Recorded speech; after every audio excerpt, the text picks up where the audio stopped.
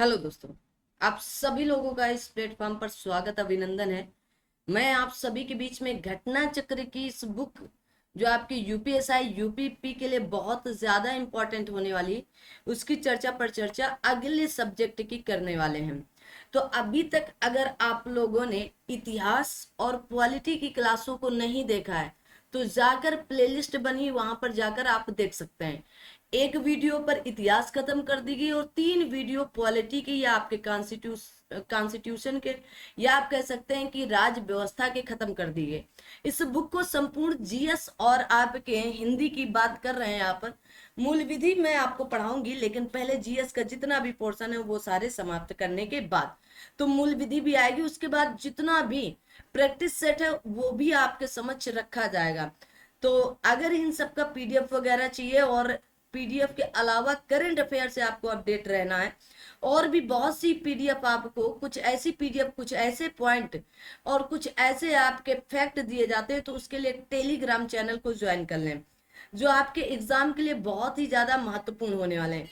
तो यूपीएसआई 2025 की 4543 पोस्ट के लिए एक पोस्ट सुनिश्चित करने के लिए आप यूपीएसआई की इस बुक को या घटना चक्र की इस बुक को ले सकते हैं मार्केट से। ठीक है। और आपको बताऊं कि यूपीएसआई 2025 की जो वैकेंसी है उसके लिए बहुत ज्यादा मारामारी है, क्योंकि कई सालों के बाद ये वैकेंसी जब आती है तो बच्चे ओआरएस या आप में से जैसे किसी को छूट मिली तो उनका लास्ट अटेम्प्ट होता है, तो उसके लिए भी इन क्लासों को आप लगातार देखते चलें। ठीक है। क्लास अगर आपका लास्ट अटेम्प्ट है तो ये क्लासें आपके लिए बहुत ही हेल्पफुल होने वाली हैं। जो फ्री आपको मैटर दिया जा रहा है वो बहुत सी जगह पेड़ों पर चलता है ना। पेड़ नहीं, पेड है ना, पैसों पर। तो यहाँ पर कोई आपको पैसे से कोई भी चीज नहीं दी जा रही, ना पीडीएफ, ना फैक्ट, ना क्लासें, सब कुछ फ्री अवेलेबल है। ये बुक आपके जीवन को बदल सकती है। हो सकता है आपके कंधे पर 2 स्टार लगा दे। तो इस बुक को पढ़ना बहुत इंपॉर्टेंट है। तो जैसे कि मैंने बताया कि आपको मैंने इतिहास पहले, पॉलिटी पहले, ये दोनों सब्जेक्ट खत्म कर दिए गए हैं। तो अब आज हम लोग चलने वाले हैं भारत के भूगोल और विश्व के भूगोल की तरफ। तो इस वाली क्लास में भारत का भूगोल से जितना क्वेश्चन और विश्व के भूगोल से जितना क्वेश्चन पूछा गया है तो उसकी चर्चा करने वाले हैं। चैनल को लाइक शेयर सब्सक्राइब नहीं किया है तो कर दीजिएगा, और अगर कर लिया है तो लोगों तक पहुंचाने का प्रयास भी करेंगे। तो आइए आज के इस क्लास में भारत का भूगोल देखेंगे हम लोग। तो भारत के भूगोल में सबसे पहले टॉपिक क्या क्या इंपॉर्टेंट है ये जानना इंपॉर्टेंट। जैसे भारत का सामान्य परिचय। ठीक है। भारत राज्य, कितने राज्य हैं? पर्वत, दर्रा, झील। ठीक है। पर्वत और आपके परियोजना, पहाड़ियां, झील, इसी के अंतर्गत है ये सारी। फिर चौथा टॉपिक दिया गया मिट्टी। फिर पांचवा जलवायु। छठवां आपके अपवाह तंत्र, मतलब आपके जैसे गंगा नदी अपवाह तंत्र है तो इसकी प्रमुख नदियां, इसकी सहायक नदियां कहाँ से निकलती, कहाँ जाती है, तो इन सब के बारे में। फिर आपके आता है पर्यावरण पारिस्थितिकी के बारे में, अभ्यारण्य, परियोजना, राष्ट्रीय उद्यान, वन, पारिस्थितिकी तंत्र, अन्य चीजें इसमें। फिर आता है आपका कृषि से संबंध, जैसे फसल अधिनियम, खनिज संसाधन, परियोजनाएं, ऊर्जा के अन्य संसाधन जो भी हैं, उद्योग, परिवहन, ट्रेन, राजमार्ग। ठीक है। बंदरगाह, जनजातियां, विविध। तो ये है केवल भारत के भूगोल की बात। किसकी? भारत के भूगोल की बात। इसमें 98 क्वेश्चन अभी तक पूछे गए हैं। ठीक है। और यहाँ पर आप देखेंगे ये जो बात की जाती है कि आपकी जो यूनिक क्वेश्चन है ये 35 क्वेश्चन है। कितने? 35। और जो 60 क्वेश्चन है वो रिपीट क्वेश्चन होते हैं। और 3 क्वेश्चन आपके कौन से हैं? तो आप कहेंगे ये रिलेटेड क्वेश्चन और ये रिपीट क्वेश्चन होते हैं। ठीक है। क्या होते हैं? रिपीट क्वेश्चन होते हैं। तो आइए देखते हैं हम लोग। और सेशन को फिर से कह रहे हैं, अगर आपने अभी तक लाइक शेयर सब्सक्राइब नहीं किया तो कर दीजिएगा। बस इसी उम्मीद से आपको पूरी क्लासें फ्री दी जा रही हैं। आप लोग 15 सितंबर से पहले 2000 चैनल पर जल्दी से सब्सक्राइब कराएंगे। सभी लोग मिलकर कराइएगा, है ना। और सभी लोग शेयर भी करते चले। आइए तो हम लोग चलते हैं अपनी क्लास की तरफ देर ना करते हुए। तो भारत की भूगोल की चर्चा करेंगे और यहाँ से जो भी प्रश्न बने हैं अभी तक उन सब का इस प्लेटफॉर्म पर लाने का पूरा प्रयास किया जा रहा है। तो चलो शुरू करते हैं। क्या आप सभी लोग तैयार हैं? यस, एक बार आप लोग कमेंट बॉक्स में कमेंट करके बताओगे कि यस बिल्कुल तैयार है। तो आइए भारत का सामान्य परिचय की बातचीत शुरू करते हैं यहाँ से। प्रश्नों के। तो भारत का सामान्य परिचय, पहला प्रश्न है भारत और चीन या तिब्बत के बीच कौन सी सीमा रेखा स्थित है? तो आप कहेंगे मैकमोहन रेखा है। कौन सी रेखा है? मैकमोहन रेखा है। ठीक है, हाँ कुछ भी कटेगा फटेगा नहीं, ठीक है ना, टेंशन नहीं लेने का।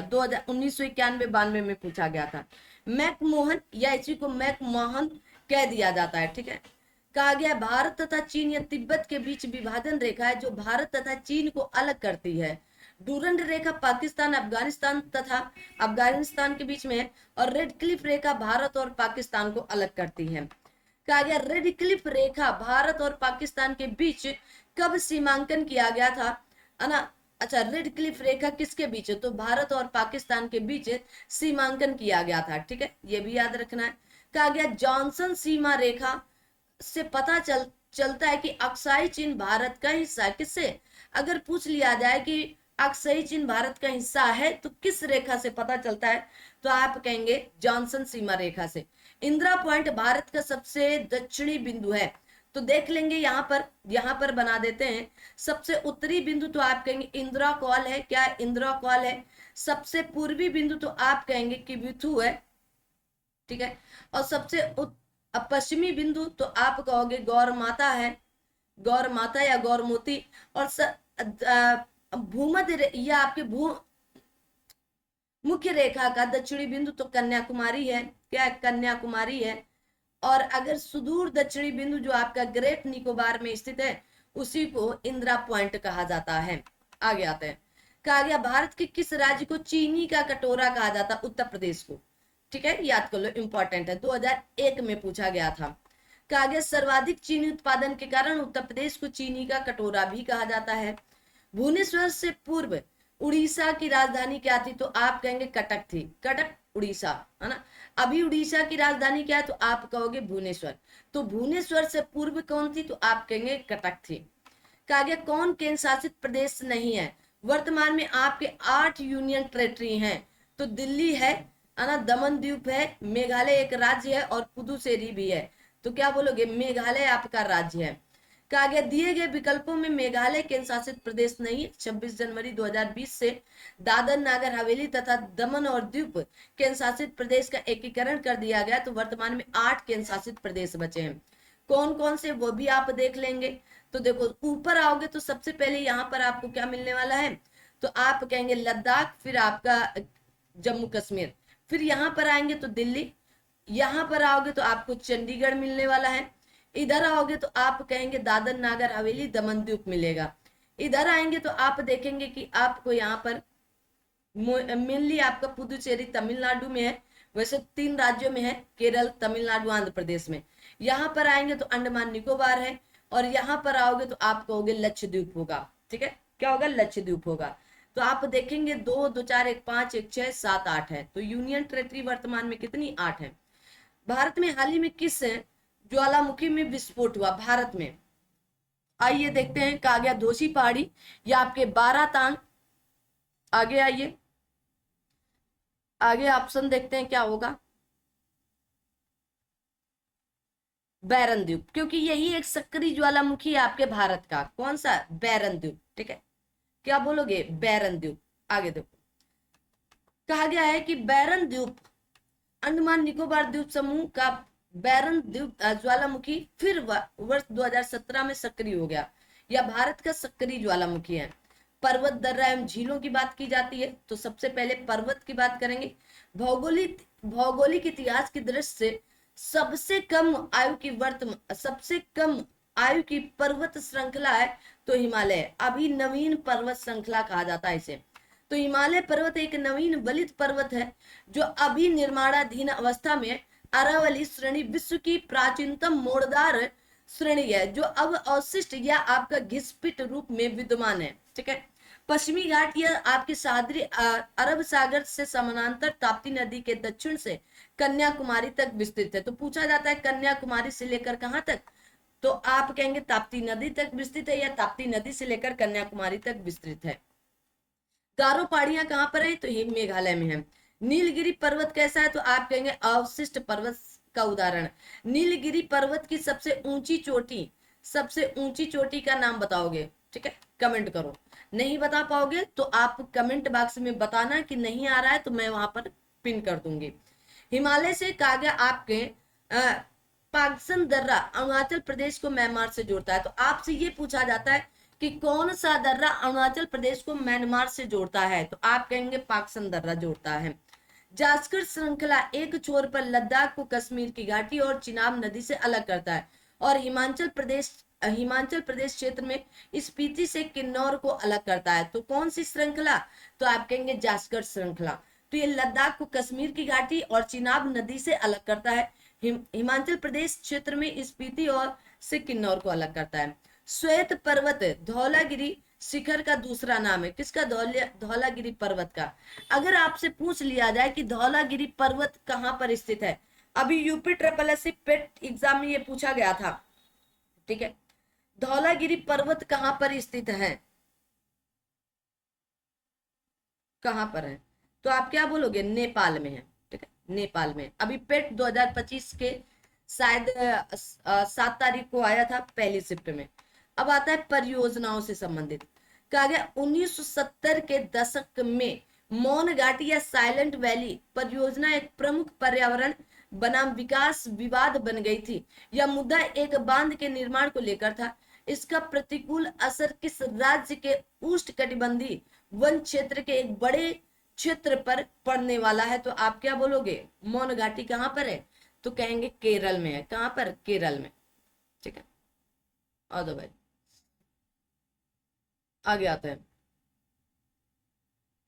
आगे केरल की शांत या मौन घाटी अपनी जैव विविधता के लिए मशहूर है। केरल सरकार ने यहाँ की कुंती पूजा नदी पर बांध निर्माण का प्रस्ताव रखा, जिसका विरोध वैज्ञानिक, पर्यावरण कार्यकर्ता तथा स्थानीय लोगों द्वारा किया गया है। अब आता है अगला आपका पहाड़ियां, किससे संबंधित, पहाड़ियों से संबंधित टॉपिक आ गया। देखिएगा, कहा गया आपके भरनेर और कैमूर पहाड़ियां निम्नलिखित पर्वत श्रृंखलाओं में या पर्वत श्रृंखलाओं में से किसका विस्तार है, तो आप कहेंगे विंध्य पर्वत श्रेणी।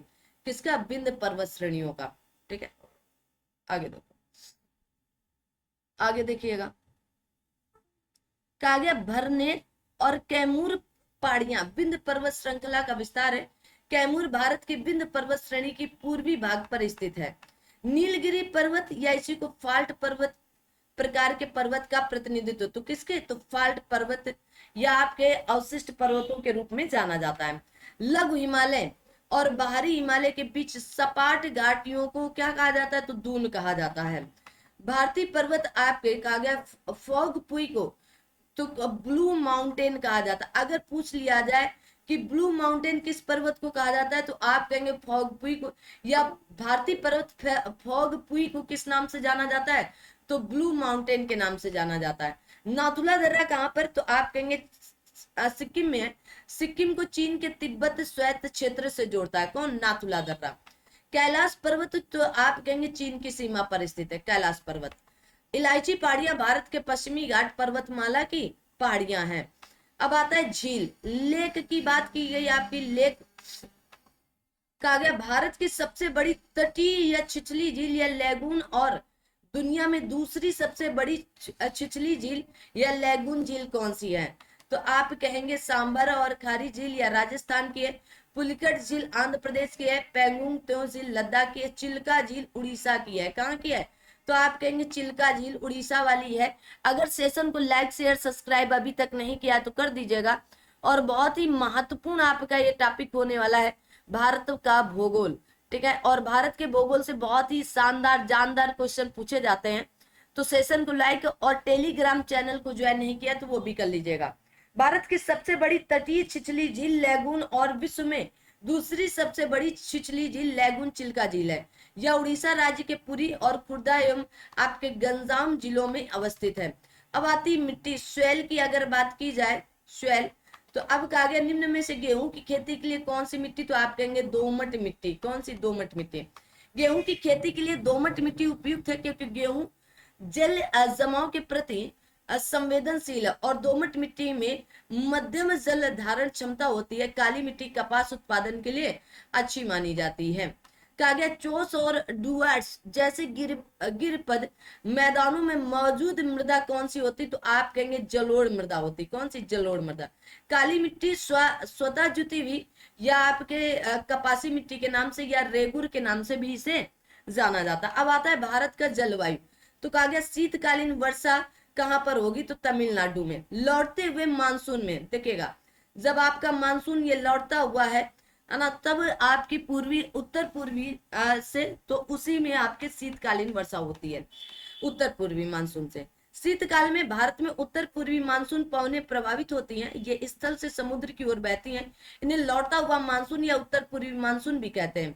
लौटती मानसूनी हवाएं भारत के पूर्वी तट पर स्थित बंगाल की खाड़ी से नमी ग्रहण करती हैं, जिससे इन हवाओं में नमी आ जाती है। अतः इनके द्वारा तमिलनाडु तट तथा गौड़ रूप से दक्षिणी आंध्र प्रदेश, दक्षिणी पूर्वी कर्नाटक एवं दक्षिणी पूर्वी केरल में वर्षा होती है। आगे आता है अपवाह तंत्र। कहा गया जोग प्रपात किस नदी पर है, तो आप कहेंगे शरावती नदी पर है। ठीक है, आगे आ जाओ भाई।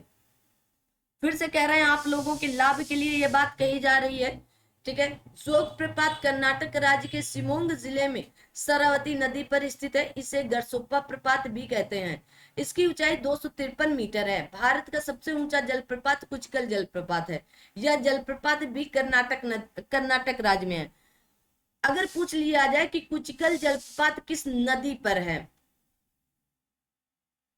किस नदी पर होंगे, कुचिकल जलप्रपात किस नदी पर होगा, कुचिकल जलप्रपात किस नदी पर होगा, कमेंट करेंगे। तो आप क्या कहेंगे, वराही नदी पर होगा। किस पर? वराही नदी पर। ठीक है, आगे आ दो। कहा गया विश्व जलप्रपात डेटाबेस के अनुसार भारत का सबसे ऊंचा जलप्रपात नोकालिकई जो मेघालय, जबकि आधिकारिक स्रोतों में अभी भी भारत का सबसे ऊंचा जलप्रपात कुचिकल जलप्रपात ही प्रदर्शित है। कहा गया काराकोरम की दक्षिणी सीमा गिलगित नदी से बनी हुई है। किससे? तो काराकोरम की दक्षिणी सीमा किस नदी से बनी? गिलगित नदी से। अगर पूछ लिया जाए कि काराकोरम की उत्तरी सीमा किस नदी से बनी है, तो क्या बोलोगे जल्दी से? तो आप कहेंगे कराकस नदी से। याद रखना, कराकस नदी से। ठीक है, कराकास या कराकस नदी से। ठीक है, ये भी प्रश्न पूछा है। यमुना और बेतवा नदियों का संगम कहां पर होता है? हमीरपुर में। ठीक है, हमीरपुर में। ये आपका 2017 के यूपीएसआई में पूछा गया था। कहा गया हैदराबाद शहर किस नदी से या किस नदी के किनारे है, तो मूसी नदी के तट पर। कहा गया सिंधु जल संधि भारत को रावी, ब्यास और सतलज नदियों के जल का प्रयोग करने की अनुमति देता है। ठीक है, याद रखना। अब अगला आता है प्रश्न, निम्नलिखित में से किन राज्यों केंद्र शासित प्रदेशों में कावेरी जल विवाद न्यायाधिकरण है? तो कावेरी जल विवाद न्यायाधिकरण किन राज्यों और केंद्र शासित प्रदेशों में है? केवल कर्नाटक और तमिलनाडु और केरल, केवल कर्नाटक और तमिलनाडु के बीच में है। तो आप कहेंगे कर्नाटक, तमिलनाडु, केरल और पुदुचेरी के बीच में है। तो क्या बोलोगे? कर्नाटक, तमिलनाडु, पुदुचेरी और केरल के बीच में है। ठीक है, याद रखना।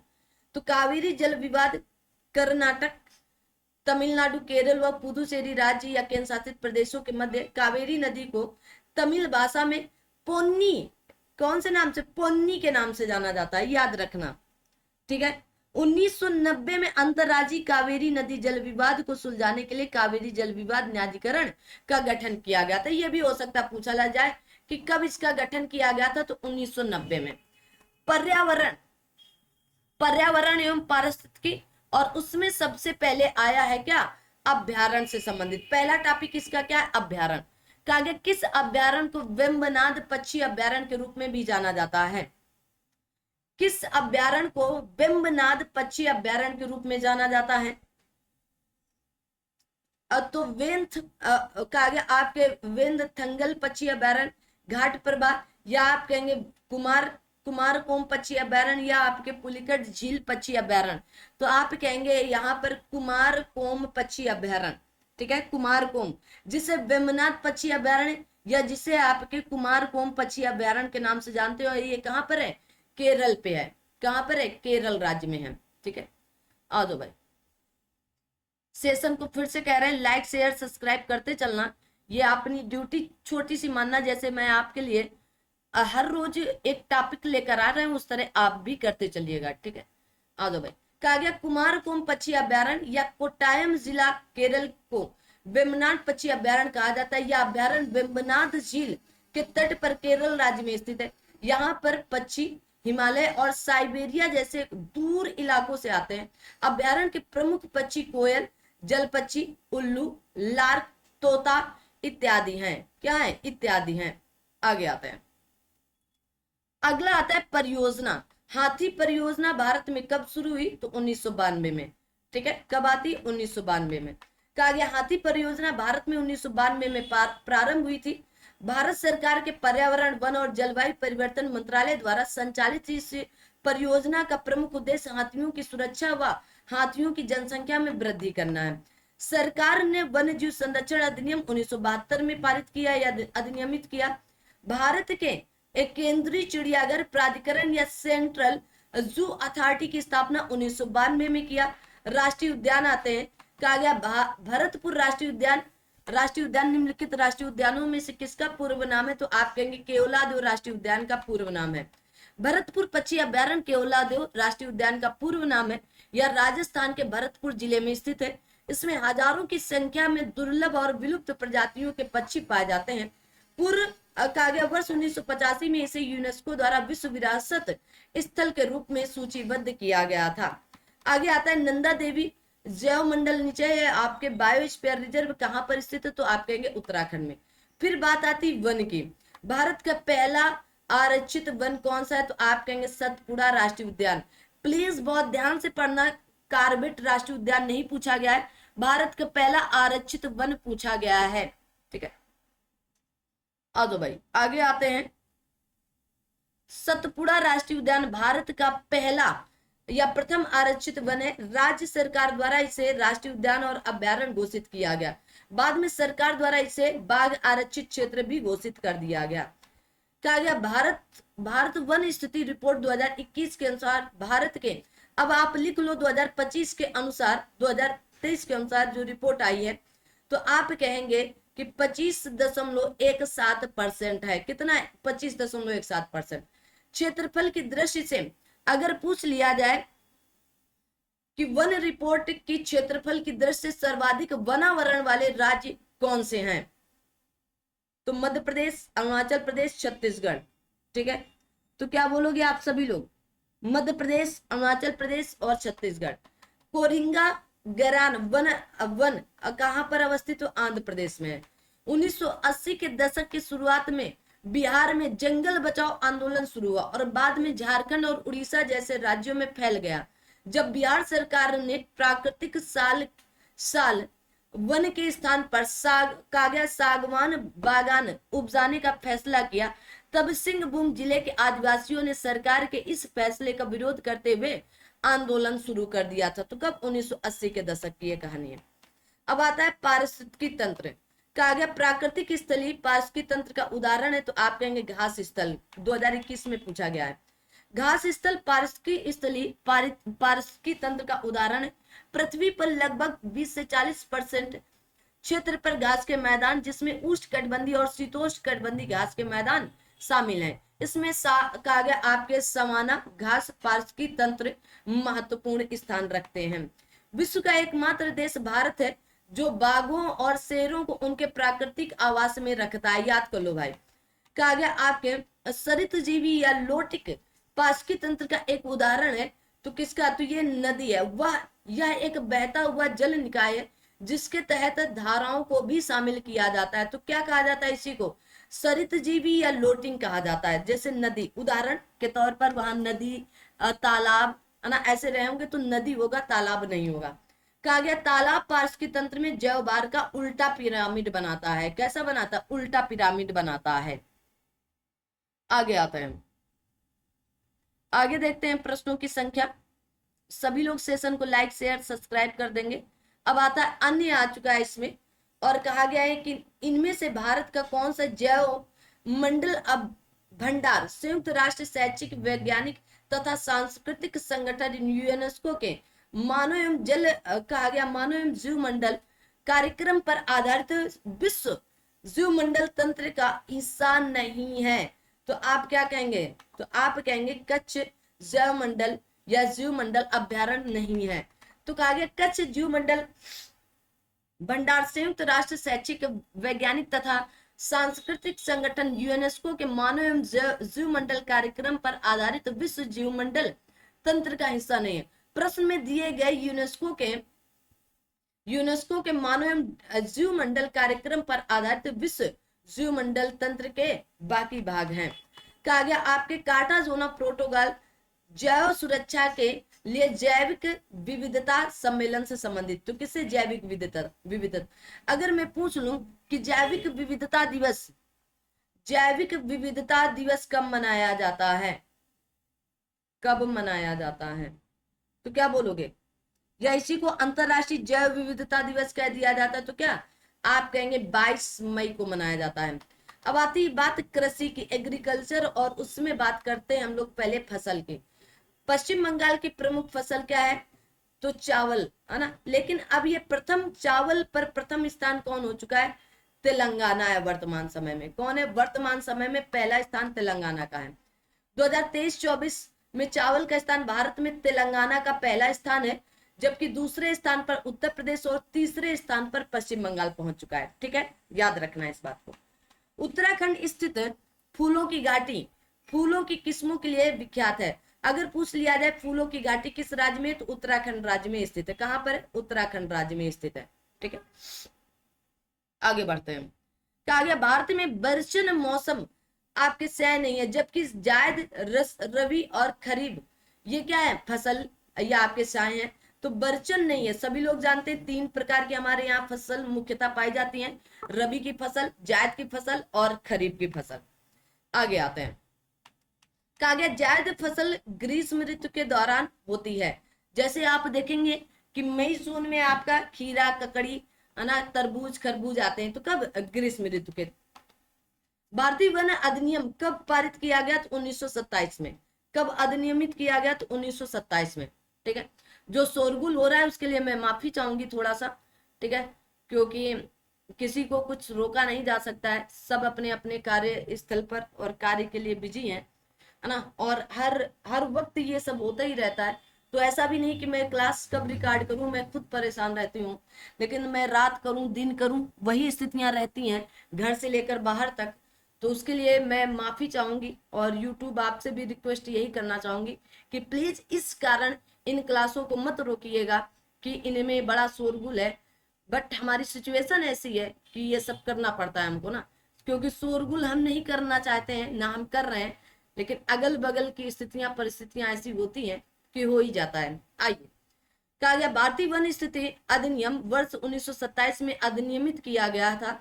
इस वन से संबंधित कानून को मजबूत करने, वन उपज के आपके पारगमन और लकड़ी एवं अन्य वन उपज पर दायित्व के लिए अधिनियमित किया गया था। अब आता है आपका खनिज संसाधन। कहा गया मध्य प्रदेश में हीरा, तो कर्नाटक में सोना पाया जाता है। क्या? सोना पाया जाता है। भारत में हीरा मध्य प्रदेश के पन्ना जिले में पाया जाता है, जबकि सर्वाधिक सोना कर्नाटक राज्य में पाया जाता है। यह कर्नाटक राज्य के कोलार की खान से प्राप्त किया जाता है। बैलाडीला छत्तीसगढ़ में एक जगह हेमेटाइट के कागज समृद्ध भंडार के लिए जाना जाता है। कोलार की खान कहां पर है? तो कर्नाटक में है। कागज जीवाश्म ईंधन कोयला को बरिड या आपके सनसाइन या आपके अंतरहित धूप के रूप में जाना जाता है। किसको? कोयला को। कहा गया तरल सोना कहा जाता है, तो पेट्रोलियम को। ठीक है, प्रश्न पूछा गया तरल सोना, निम्नलिखित में तरल सोना के रूप में किसे जाना जाता है? पेट्रोलियम को। अब आगे आता है परियोजनाएं। पूछा गया भाखड़ा नागल बांध किस नदी के ऊपर है? तो आप कहेंगे सतलुज नदी के। किसके? सतलुज नदी के तट पर। भाखड़ा नागल बहुउद्देशीय परियोजना पंजाब, हरियाणा और राजस्थान राज्यों की संयुक्त परियोजना है। भाखड़ा नागल बांध भाखड़ा और नागल के पास सतलुज नदी पर बना है। यह एक गुरुत्वीय बांध भी है। टिहरी बांध भागीरथी नदी पर। अगर कभी यहाँ पर भिलांगना आ जाए, भिलांगना नदी, तो वो भी सही है अगर भागीरथी ऑप्शन में ना रहे तो। अगर भागीरथी ऑप्शन में है तो भागीरथी और भिलांगना के संयुक्त जहां पर मिलान होता है वहां पर टिहरी बांध स्थित है। ठीक है, आगे आते हैं। सिंधु नदी पर कहा गया आपका सुक्कुर बैराज, तो सुक्कुर बैराज किस नदी पर स्थित है? सिंधु नदी। महानदी बेसिन में कहा गया है, महानदी बेसिन में बना हीराकुंड बांध बाढ़ नियंत्रण के लिए जल संरक्षण को समाहित करता है। तो हीराकुंड किस नदी पर है? तो आपसे पूछा जाएगा क्वेश्चन, हीराकुंड किस नदी पर है? तो आप कहेंगे महानदी पर स्थित है। आगे आता है। सभी लोग सेशन को लाइक शेयर सब्सक्राइब करना बिल्कुल भी नहीं भूलिएगा। ठीक है, चलिएगा आगे देखते हैं प्रश्नों को।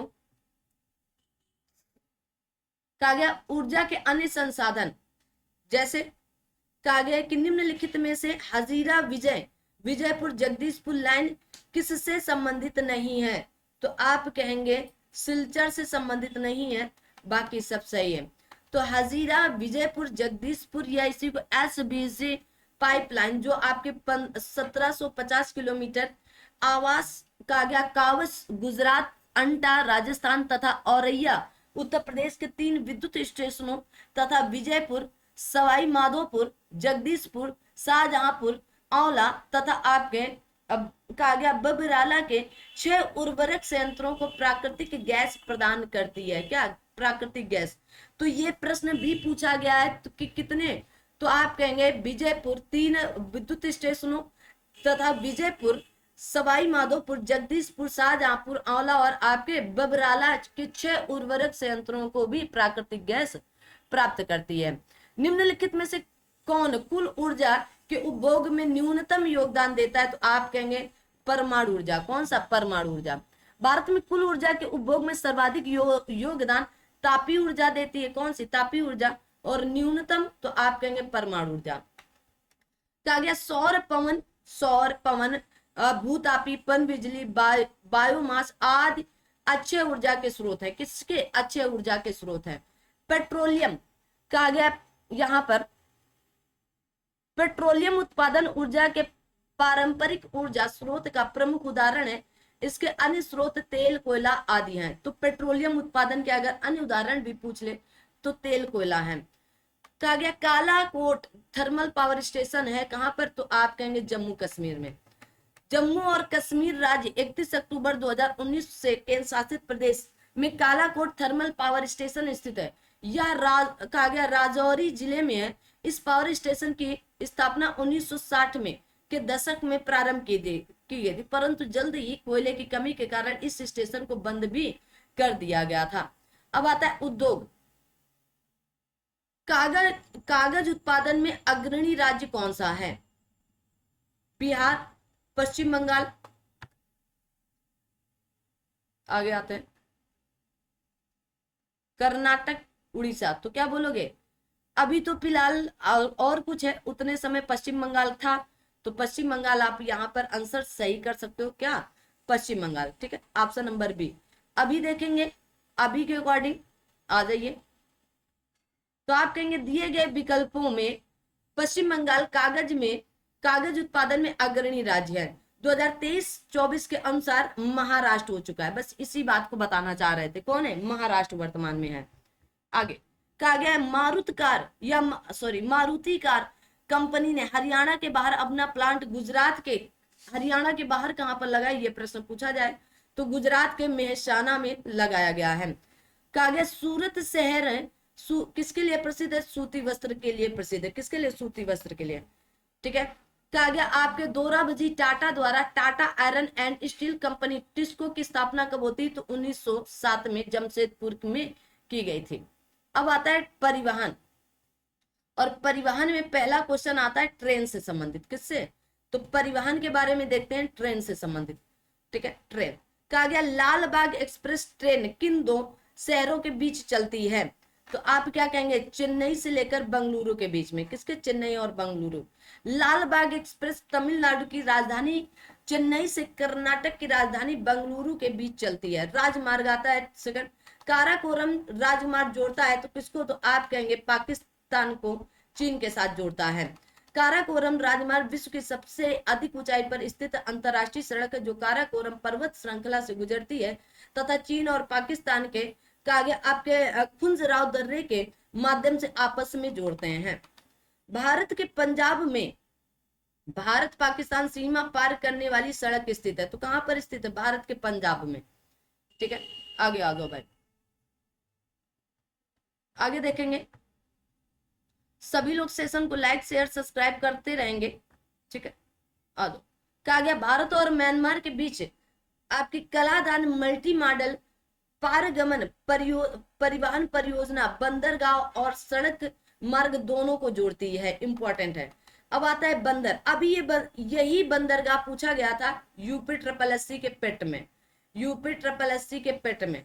ठीक है, कि कोझिकोड बंदरगाह कहां पर है? तो आप कहोगे केरल में है। कहां पर है? केरल में है। ठीक है, आगे देखो। कहा गया कोझिकोड बंदरगाह केरल में स्थित है, उड़ीसा में पारादीप बंदरगाह, आंध्र प्रदेश में विशाखापत्तनम बंदरगाह, तमिलनाडु में चेन्नई एवं तूतीकोरिन बंदरगाह, वर्तमान में इसे बीओ आपके चिदम्बर नार बंदरगाह के नाम से भी जाना जाता। सदिया और धुबरी के बीच अंतरदेशीय जलमार्ग तो ब्रह्मपुत्र नदी पर स्थित है। अंतरदेशीय जलमार्ग प्राधिकरण की स्थापना 1986 में होती है। अब आता है कुछ जनजातियों के बारे में। किसके बारे में? जनजातियों से संबंधित। तो जनजातियों का पहला क्वेश्चन है कि बिरोहोर वन्य आदिवासी हैं जो परंपरागत रूप से खानाबदोश हैं। वे मुख्यतः निम्न में से किस भारतीय राज्य में रहते हैं? तो झारखंड में रहते हैं। कहां पर? झारखंड में। ठीक है, याद रखेंगे बिरहोर।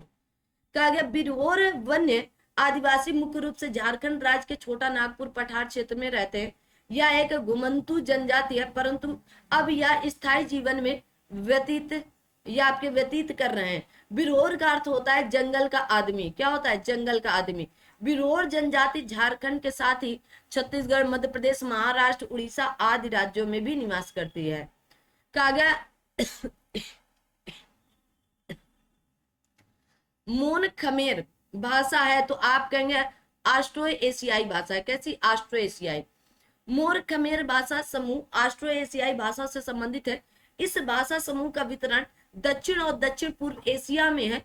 यह भाषा समूह अभी भी भारत, चीन, लाओस, वियतनाम, म्यांमार और थाईलैंड आदि में बोली जाती है। आगे आते हैं।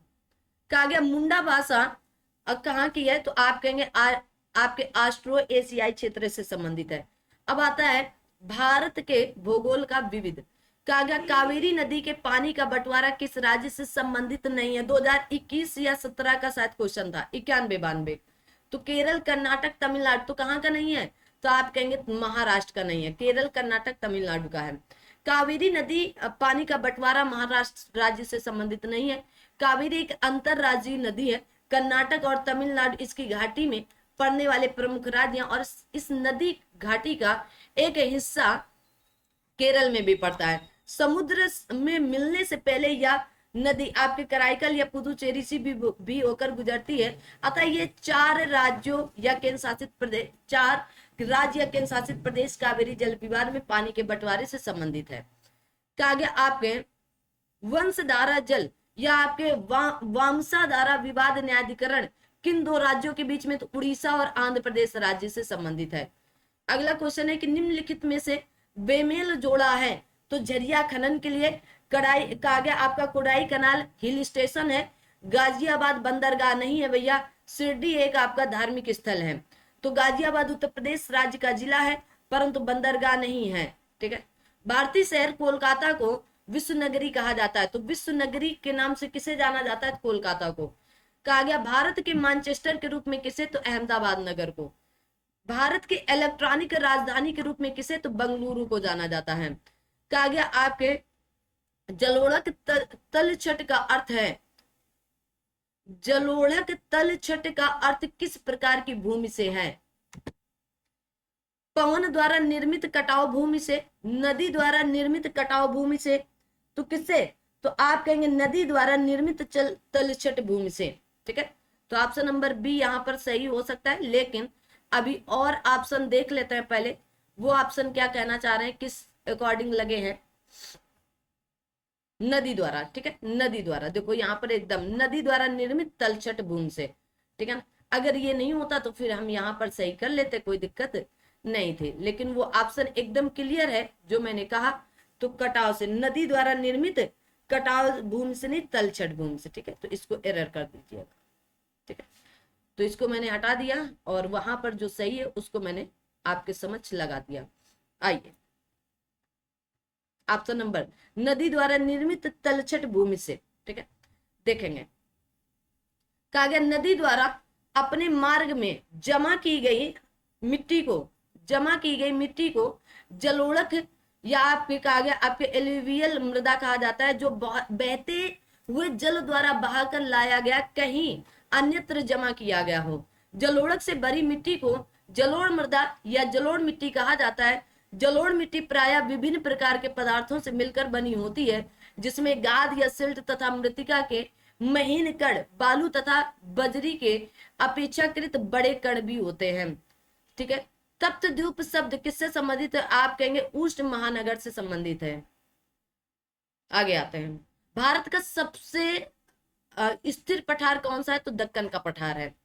प्रवाल द्वीपों का उदाहरण कौन है? तो आप कहेंगे लक्षद्वीप है। अगला क्वेश्चन आता है कि मानव सभ्यता के प्रारंभिक चरणों के दौरान कृषि उद्देश्यों के लिए उपयोग की जाने वाली भूमि के विस्तार को किस नाम से जाना जाता है? तो आप कहेंगे कौन सी? तो आप कहोगे राज या आपके राजगा मित्तों के नाम से जाना जाता है। ठीक है, मानव सभ्यता के प्रारंभिक चरणों के दौरान कृषि उद्देश्यों के लिए उपयोग की जाने वाली भूमि को विस्तार को आपके राजगा मित्व के नाम से जाना जाता है। CRZ अधिसूचना 1991 को 2011 में CRZ अधिसूचना द्वारा अधिक्रमित कर दिया गया है। ठीक है, तो यहां पर अगर पूछ लिया जाए CRZ का फुल फॉर्म क्या होगा, बताएंगे आप सभी लोग? तो आप कहेंगे कोस्टल रेगुलेशन जोन। ठीक है, लिख लो भाई, या तटीय विनिमय क्षेत्र। ठीक है, कोस्टल रेगुलेशन जोन। ठीक है, याद रखना। आगे आता है, कहा गया इंडो यूरोपीय भाषाई पश्चिमी और दक्षिणी यूरेशिया के मूल निवासी परिवार से संबंधित है। तो ये प्रश्न पूछा गया कि की पश्चिमी और दक्षिणी यूरेशिया के मूल निवासी भाषा परिवार से कौन सी भाषा संबंधित है? तो इंडो यूरोपीय भाषाएं संबंधित है। ये थी भारत भूगोल। अब आता है आपका विश्व का भूगोल। ठीक है, किससे संबंधित अब प्रश्न पूछे जाएंगे? तो विश्व के भूगोल से। तो भारत के भूगोल से जितने भी प्रश्न 1991 से लेकर 2021 तक पूछे गए, अभी बहुत से क्वेश्चन ऐसे हैं जो यहाँ पर आपको अलग से प्रैक्टिस भी कराएंगे। बिल्कुल भी टेंशन नहीं लीजिएगा, बस पूरी क्लासों को आप सभी लोग देखते चलें। अभी तक अगर आपने सेशन को लाइक शेयर सब्सक्राइब नहीं किया तो कर दीजिएगा, और अपने दोस्त मित्रों तक इस सेशन को शेयर करते चलें, है ना। थोड़ी सी समस्याएं आपकी बड़ी हो सकती हैं कि ये क्लासें लंबी हो जाती हैं, तो आपको हो सकता है दिक्कत हो, लेकिन जब आप पूरी क्लासें करेंगे तो आपको आनंद भी आने लगेगा। अब यहाँ पर पहले क्या क्या टॉपिक देखने वो हम बता देते हैं। तो सौर मंडल और ब्रह्मांड देखेंगे, आपका वायुमंडल देखेंगे, अक्षांश और देशांतर रेखाएं देखेंगे, मानचित्र रेखाएं देखेंगे, स्थल मंडल, देश पर्वत पठार देखेंगे, देश पर्वत और अन्य भी देखेंगे, भूकंप और ज्वालामुखी देखेंगे। ठीक है, कहा गया मिट्टी, शैल एवं आपकी स्थलाकृतियां भी देखेंगे, अपवाह तंत्र भी देखेंगे, परिवहन भी देखेंगे, घास का मैदान भी देखेंगे, जनजाति भी देखेंगे, वन और पर्यावरण भी देखेंगे, कृषि, खनिज और उद्योग भी देखेंगे, जलवायु भी देखेंगे, जलमंडल भी देखेंगे।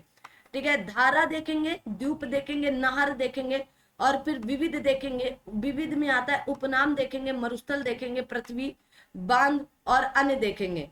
ठीक है, तो जितने भी प्रश्न हैं वो सारे हम आपको लेकर के चलते हैं सीधा प्रश्नों की तरफ।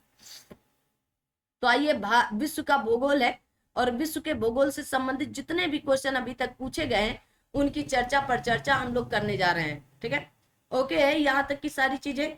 तो आइए फटाफट हम लोग करने का प्रयास करते हैं। चलो, तो ब्रह्मांड और सौर मंडल की बात पहले की गई। किसकी? ब्रह्मांड और सौर मंडल की। कहा गया निम्नलिखित में से किस ग्रह को आंतरिक ग्रह के रूप में जाना जाता है? तो आप कहोगे शुक्र ग्रह को। ठीक है, बुध,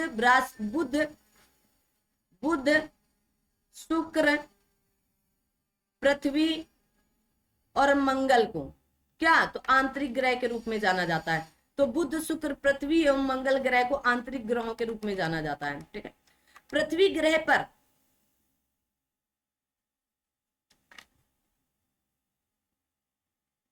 देखें, अभी ओके है। कहा गया पृथ्वी ग्रह पर जल की उपस्थिति होने के कारण इसे जल ग्रह के नाम से भी जाना जाता है। ठीक है, आ दो भाई। कहा गया शुक्र ग्रह का वातावरण सल्फ्यूरिक अम्ल के घने सफेद और पीले बादलों से निर्मित होता है, शुक्र ग्रह का। ठीक है, तो किससे? सल्फ्यूरिक अम्ल के घने और सफेद पीले बादलों से। 1912 में महाद्वीपीय विस्थापन सिद्धांत अल्फ्रेड वेगनर ने दिया था, याद कर लो भाई। कहा गया भूपर पट्टी में कार्बोनेट, कोयला, पेट्रोलियम जैसे खनिजों के रूप में मौजूदा कार्बन 0.02% पाया जाता है। अब उसके बाद आता है वायुमंडल, किससे संबंधित है? तो आप कहेंगे वायुमंडल से संबंधित जो भी प्रश्न है उनके बारे में आइए देख लेते हैं एक करके। वायुमंडल में वह संक्रमण क्षेत्र क्या कहलाता है जहां प्रगामी शीत वायु द्रव्यमान गर्म वायु द्रव्यमान को बीच में रखता है? तो आप कहेंगे अधिविष्ट वाताग्र कहलाता है। ठीक है, वाताग्र। आ जाओ भाई। कहा गया जहां प्रगामी शीत वायु द्रव्यमान गर्म वायु द्रव्यमान को बीच में रखता है वहां पर वह वायुमंडल में वह संक्रमण क्षेत्र अधिविष्ट वाताग्र कहलाता है। पृथ्वी के क्षोभ मंडल में सबसे प्रचुर मात्रा में नाइट्रोजन गैस पाई जाती है। कौन सी? नाइट्रोजन गैस पाई जाती है। ठीक है, कहा गया वायुमंडल की सबसे बाह्य परत बहिर्मंडल है जो धीरे धीरे बाह्य अंतरिक्ष या अंतरिक्ष में विलीन हो जाती है। तो याद रखना। ओजोन की सबसे अधिक मात्रा में मौजूद होती है, तो आप कहेंगे समताप मंडल में। ओजोन दिवस कब मनाया जाता है? तो आप कमेंट करके ये आप बताओगे, आपके लिए होमवर्क है। अच्छा अभी इधर ही है, रुको जरा। ठीक है, आगे आता है। कहा गया ओजोन की सबसे अधिक मात्रा समताप मंडल में मौजूद होती है जो सूर्य से आने वाली परावैंगनी किरणों को अवशोषित कर लेती है, इसलिए इसे पृथ्वी का सुरक्षा कवच भी कहा जाता है। क्या कहा जाता है? सुरक्षा कवच भी कहा जाता है। आगे देखो। अब आती है अक्षांश और देशांतर रेखाएं। किनकी बात? अक्षांश और देशांतर रेखाएं। ओके है, चलो। कहा गया रेखाएं देशांतर के बीच समय का अंतर क्या होता है? तो आप कहेंगे एक रेखा के बीच में 4 मिनट का समय। कितना? 4 मिनट का समय। कहा गया रेखांशों या देशांतरों एक देशांतर के अंतर में के बीच का समय 4 मिनट। एक देशांतर बराबर कितना होता है? 4 मिनट का अंतर होता है। मानचित्र रेखाएं किस मानचित्र रेखाओं से संबंधित? कहा गया किस उपकरण का उपयोग मानचित्र पर दूरी मापने के लिए या नापने के लिए किया जाता है? आप कहेंगे ओपिशीमीटर। ओपिसोमीटर याद कर लो, 1999 का प्रश्न है। ओपिसोमीटर का प्रयोग मानचित्र पर दूरी मापने हेतु किया जाता है। इसे कर्वीमीटर या आपके मेलोग्राफ भी कह दिया जाता है। तो याद रखो, हो सकता है इनके नाम से एक बार प्रश्न बन जाए। स्थल, कहा गया स्थल मंडल देश पर्वत पठार। तो पहले देश। कहा गया अफगानिस्तान की राजधानी क्या है? तो काबुल है। क्या है? काबुल है।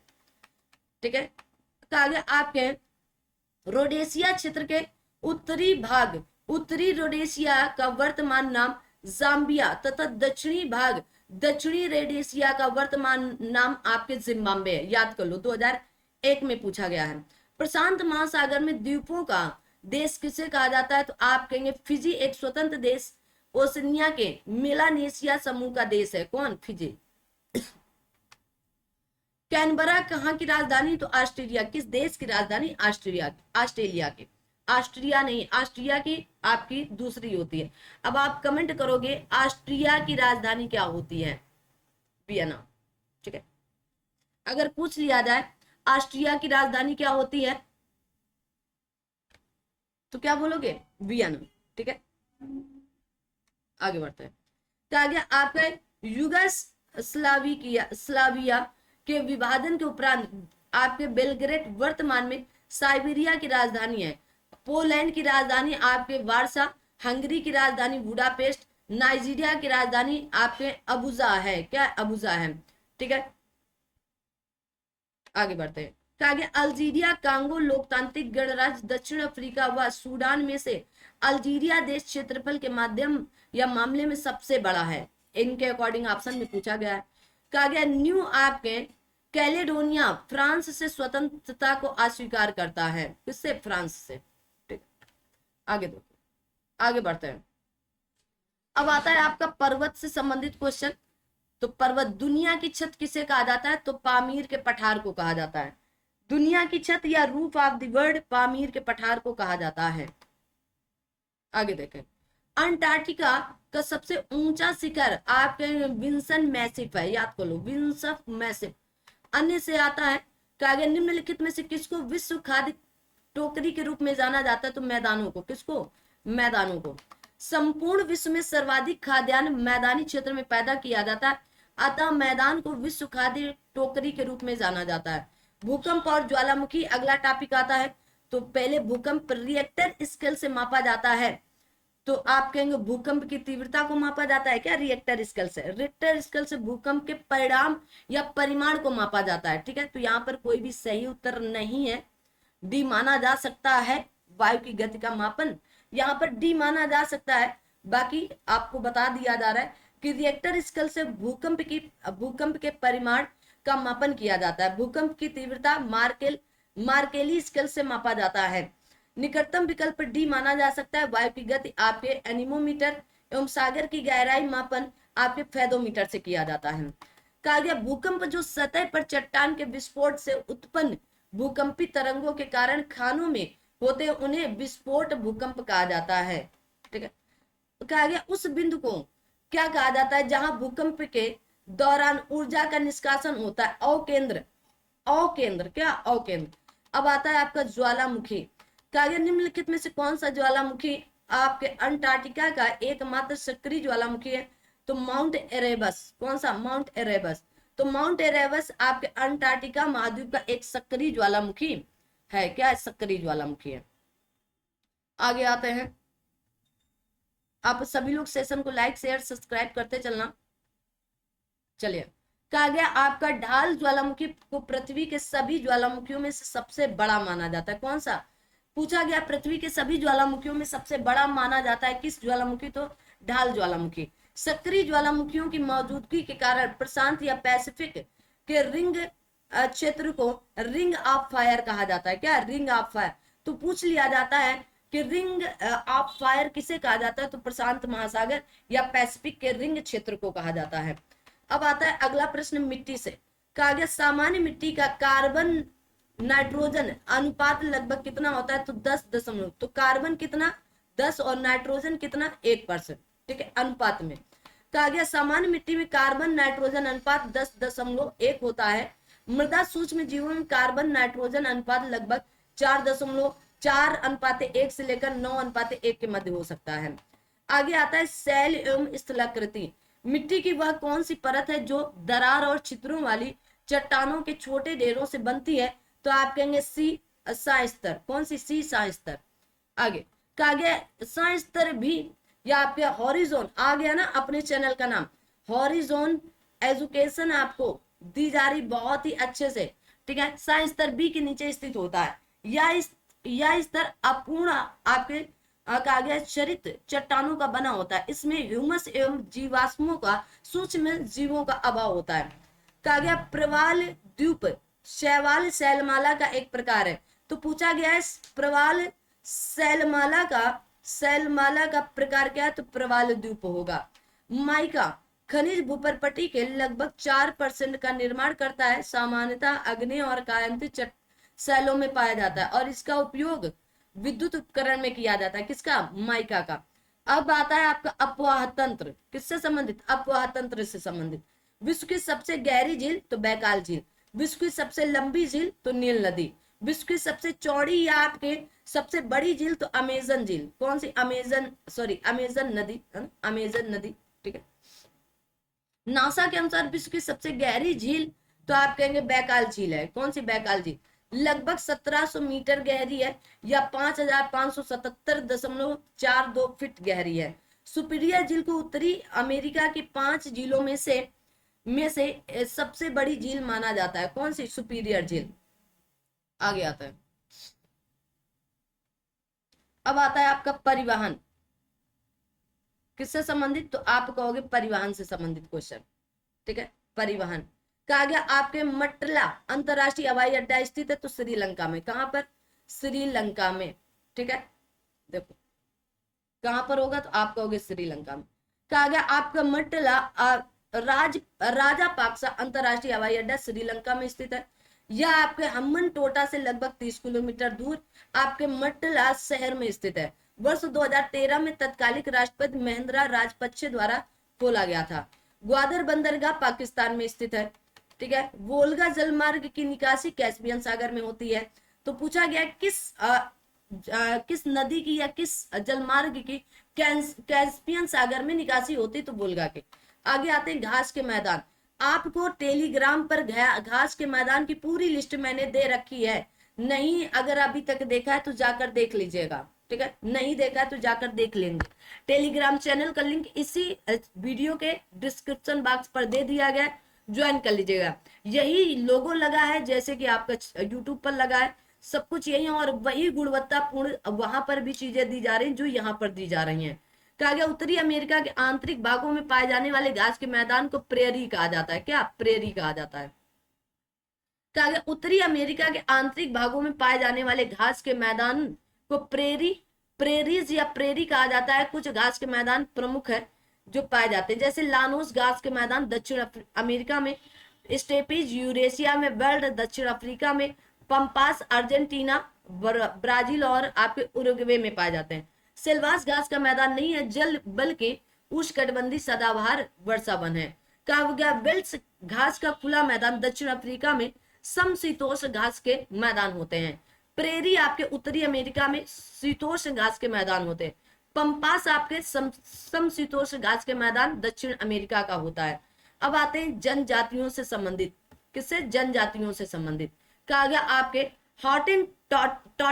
हॉटेंटॉटस जाति किस देश के लिए, देश के नागरिकों के लिए कहा जाता है, तो दक्षिण पश्चिम अफ्रीका के लोगों को कहा जाता है। आ दो भाई।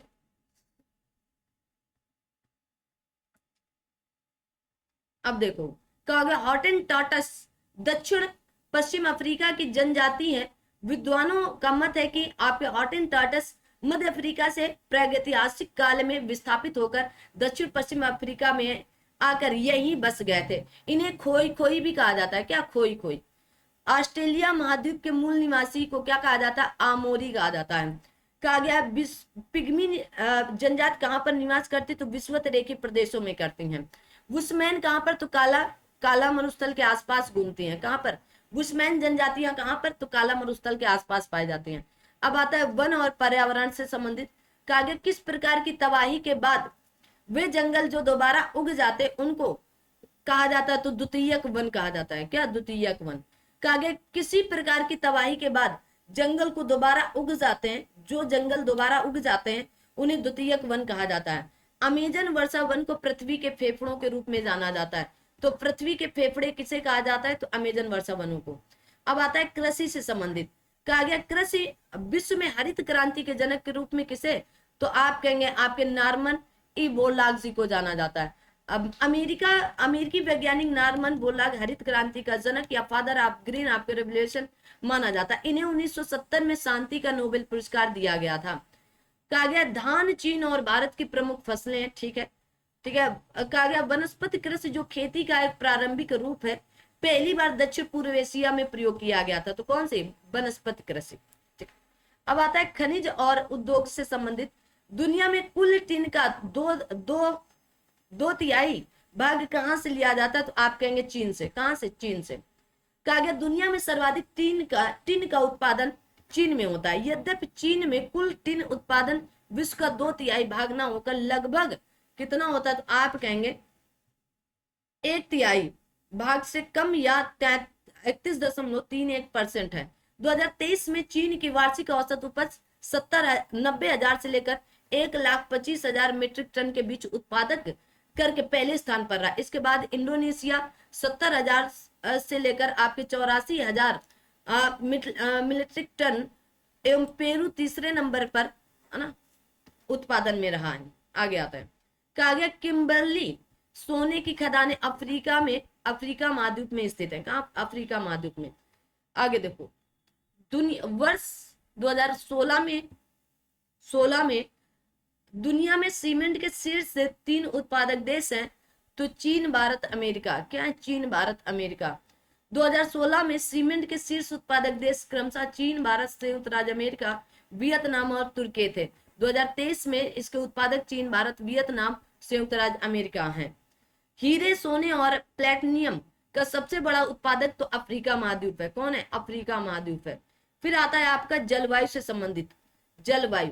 तो विश्व में जलवायु के बारे में प्रश्न, निम्नलिखित में से कौन से बादल अत्यधिक तीव्र वर्षा के लिए उत्तरदायी होते हैं? तो आप कहेंगे कपासी वर्षा। ठीक है, तो कपासी वर्षा बादल अत्यधिक विस्तृत एवं गहरे होते हैं। इनके साथ सामान्यतः वर्षा, ओला तथा तड़ित झंझा के साथ तीव्र वर्षा होती है। वर्षा स्तरीय बादल धरातल से अधिक नजदीक पाए जाते हैं या काले रंग के घने बादल होते हैं। इनकी सघनता के कारण अंधकार जैसा छा जाता है और अत्यधिक वर्षा होती है। वायु के मार्ग में आने वाले पहाड़ों की उपस्थिति से वर्षा होने की क्रिया को क्या कहा जाता है? तो आप कहेंगे प्रवृत्ति वर्षा कहा जाता है। भूमध्य सागरीय वन झाड़ियां आपके गर्म शीतोष्ण क्षेत्र में अवस्थित हैं। किस महाद्वीप में कोई ठंडा मौसम नहीं है? तो अफ्रीका महाद्वीप में। ठीक है, अफ्रीका महाद्वीप में कोई ठंडा मौसम नहीं है, क्योंकि यहाँ से कर्क रेखा, मकर रेखा, भूमध्य रेखा तीनों होकर जाती हैं। आगे देखते हैं। कहा गया अफ्रीका महाद्वीप आपके मुख्यतः विषुवतीय रेखा जलवायु एवं उष्णकटिबंधीय जलवायु क्षेत्र में अवस्थित है, जहां पर वर्ष भर गर्म एवं उच्च तापमान पाया जाता है। अफ्रीका महाद्वीप में कोई ठंडा मौसम नहीं है। अगला आपका टॉपिक आता है जल मंडल, जिसमें से पहला है धारा। निम्न में से कौन एक गर्म धारा है? तो कनारी की धारा, हम लेब्राडोर की धारा, ब्राजील की धारा या फॉकलैंड की धारा? तो आप कहेंगे ब्राजील की धारा गर्म जल धारा है। ब्राजील धारा अटलांटिक महासागर में ब्राजील तट पर प्रभावित होने वाली एक गर्म धारा है। फॉकलैंड धारा, कनारी धारा और लेब्राडोर धारा ठंडी जल धारा है। कहा गया खाड़ी प्रभावी या आपके गल्फ स्ट्रीम एक गर्म महासागरीय धारा है या अटलांटिक महासागर में प्रभावित होती है। अब आगे आता है आपका द्वीप, किससे संबंधित? द्वीप से। ठीक है, कहा गया डियागो गार्सिया यहाँ स्थित है। कहां पर? हिंद महासागर में। तो डियागो गार्सिया कहां पर स्थित है? हिंद महासागर में। डियागो गार्सिया द्वीप हिंद महासागर में स्थित है या ब्रिटिश हिंद महासागरीय क्षेत्र, ब्रिटिश आपके इंडियन ओशियन आपके टेरिटरी का हिस्सा है, जबकि प्रशांत महासागर अपने संलग्न समुद्रों के साथ धरातल का लगभग 1/3 भाग ढकता है। अटलांटिक महासागर संपूर्ण संसार का लगभग 5वां भाग है। प्रशांत महासागर अधिकतम निम्न तटों या निम्न द्वीपों से बना है। तो किससे? आप कहेंगे आपके निम्न या आपके निमग्न द्वीपों से बना हुआ है। अब अगला टॉपिक जो है वो है आपका नहर से। कहा गया हिंद महासागर कृत्रिम रूप से किस नहर के माध्यम से भूमध्य सागर से जुड़ा है? तो स्वेज नहर से। किससे? स्वेज नहर से। हिंद महासागर कृत्रिम रूप से स्वेज नहर के माध्यम से भूमध्य सागर से जुड़ा है। स्वेज नहर की प्रारंभिक लंबाई 164 किलोमीटर थी, वर्तमान में 193.30 किलोमीटर है। भूमध्य सागर और हिंद महासागर लाल सागर के माध्यम से जोड़ने वाली इस नहर के दक्षिणी सिरे पर पोर्ट स्वेज और उत्तरी सिरे पर पोर्ट सैद स्थित है। याद कर लो, दक्षिणी सिरे पर और उत्तरी सिरे पर। इस नहर के बन जाने से यूरोप और एशिया के बीच की दूरी 7000 किलोमीटर कम हो गई थी। ये भी याद कर लो। ठीक है, आगे आता है। कहा गया स्वेज नहर भूमध्य सागर और लाल सागर दो जल निकायों को जोड़ती है। ठीक है, अब आता है विविध, किससे संबंधित? विविध से। कहा गया उपनाम, जैसे आपके गार्डन ऑफ इंग्लैंड किसे कहा जाता है? केंट को। किसको? केंट को, गार्डन ऑफ इंग्लैंड। कहा गया गार्डन ऑफ इंग्लैंड के नाम से केंट में स्थित है। केंट दक्षिण पूर्व इंग्लैंड में स्थित है। झीलों का देश किसे कहा जाता है? तो फिनलैंड को कहा जाता है। मरुस्थल, विश्व के शीत मरुस्थल को किस नाम से जाना जाता है? तो टुंड्रा, टैगा और टुंड्रा। ठीक है, तो विश्व के शीत मरुस्थलों को टुंड्रा नाम से जाना जाता है। विश्व में सर्वाधिक बर्फ तो आप कहेंगे अंटार्कटिका में पाई जाती है। कहा गया गोबी रेगिस्तान हिमालय पर्वत श्रृंखला से निर्मित वर्षा छाया रेगिस्तान है, जो हिंद महासागर से वर्षा ले जा रहे बादलों को अवरुद्ध करता है। अफ्रीका में काला अरी मरुस्थल जो है वो आपके उष्णकटिबंधीय प्रकार का है। जब पृथ्वी सूर्य की तरफ घूमती है, जब पृथ्वी पूर्वी की तरफ घूमती है, तो पूर्वी जगहों का स्थानीय रूप क्या हो जाता है, तो आप कहेंगे पश्चिमी स्थानों के स्थानीय जगहों से आगे हो जाता है। ठीक है, कहा गया पृथ्वी अपने अक्ष पर पश्चिम से पूर्व की ओर घूमती है। ग्रीनविच 0 डिग्री देशांतर से पूर्वी गोलार्ध का समय आगे तथा पश्चिमी गोलार्ध का समय पीछे रहता है। जब पृथ्वी पूर्व की तरफ अर्थात अपनी सही दिशा में घूमती तो पूर्वी जगहों का स्थानीय समय पश्चिमी स्थानों के स्थानीय समय से आगे होता है। विषुवत वसंत ज्वार प्रत्येक बार 6 महीने के बाद घटित होता है। कितने महीनों के बाद? 6 महीने के बाद घटित होता है। आगे आता है,